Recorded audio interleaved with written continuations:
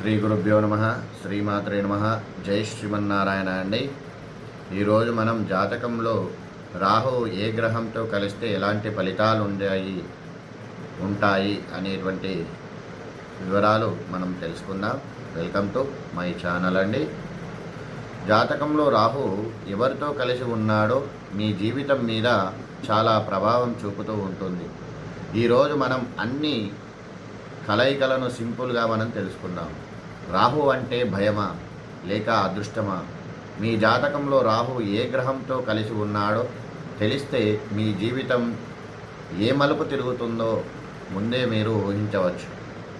రాహు యొక్క స్వభావము, రాహు ఛాయాగ్రహం. ఇతనికి సొంత రాశి అంటూ ఏదీ లేదు. ఏ గ్రహంతో కలిస్తే ఆ గ్రహంలా మారిపోతూ ఉంటాడు. ఈ వీడియోలో మనం పూర్తిగా తెలుసుకుందాం. రాహు స్వభావం మాయ, విదేశీ సంబంధాలు, ఆకస్మిక మార్పులు, ఎక్కువ ఆశలు కలిగిస్తూ ఉంటుంది. రాహు ప్లస్ సూర్యుడు కలిసి ఒకే రాశిలో ఉన్నట్టయితే సూర్యగ్రహణ యోగము అని అంటారు.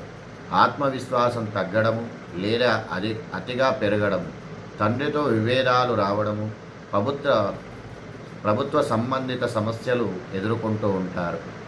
రాజకీయాల్లో రాణించేటువంటి అవకాశం ఎక్కువగా ఉంటుంది. రాహు బలం ఉంటే వీరు ప్రతిరోజు కూడా ఆదిత్య హృదయం చదువుకున్నట్టయితే మంచి ఫలితాలు కలుగుతాయి.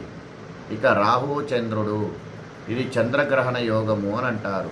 మానసిక ఆందోళన, భయము, ఊహాలోకంలో బ్రతకడము, తల్లి ఆరోగ్యంపై ప్రభావం చూపుతూ ఉంటుంది. అద్భుతమైనటువంటి సృజనాత్మక కళాకారులు అయ్యేటువంటి అవకాశాలున్నాయి. రచయితలు అయ్యే అవకాశాలు ఎక్కువగా ఉంటాయి. వీరు ప్రతి సోమవారము శివునికి అభిషేకం చేయడం మంచిది. ఇక రాహు కుజుడు అంగారక యోగము అని అంటారు. విపరీతమైనటువంటి కోపం కలిగి ఉంటారు. మొండితనం ఎక్కువగా ఉంటుంది. ప్రమాదాల పట్ల జాగ్రత్తగా ఉండాల్సినటువంటి అవసరం. భూమి సంబంధిత వివాదాలు ఉండేటువంటి అవకాశాలు ఉంటాయి. ఇక పోలీస్, మిలిటరీ, సర్జన్లు లేదా టెక్నికల్ ఫీల్డ్లో అద్భుతమైనటువంటి విజయాలు సాధించేటువంటి అవకాశాలు ఉన్నాయి. సుబ్రహ్మణ్య స్వామిని ఆరాధించడం వల్ల మంచి ఫలితాలు కలుగుతూ ఉంటాయి. ఇక రాహు బుధుడు జడయోగము అని అంటారు. కమ్యూనికేషన్ సమస్యలు ఎక్కువగా ఉంటాయి మరియు చర్మ వ్యాధులు ఎక్కువగా ఉండేటువంటి అవకాశాలు ఉంటాయి. మరియు స్పాట్ మైండ్, బిజినెస్ ఐడియాలు ఎక్కువగా ఉంటాయి. సాఫ్ట్వేర్ రంగంలో రాణిస్తారు. రాహు బుధుడు కలిస్తే మాయమాటలతో ఎవరినైనా ఒప్పించగలిగేటువంటి అవకాశం ఉంటుంది. ఇక వీరు ప్రతిరోజు విష్ణు సహస్రనామ పారాయణం చదివినట్టయితే మంచి ఫలితాలు కలుగుతాయి. ఇక రాహు ప్లస్ గురు ఒక రాశిలో కలిసి ఉంటే గురుచండాల యోగము అని అంటారు. సాంప్రదాయాలను ఎదిరించడము, గురువులను గౌరవించకపోవడము, విద్యలో విఘ్నాలు రావడము కలుగుతూ ఉంటాయి. విదేశీ విద్య, విదేశాలలో స్థిరపడటము, ఆధునిక ఆధ్యాత్మికత ఎక్కువగా ఉంటూ ఉంటుంది.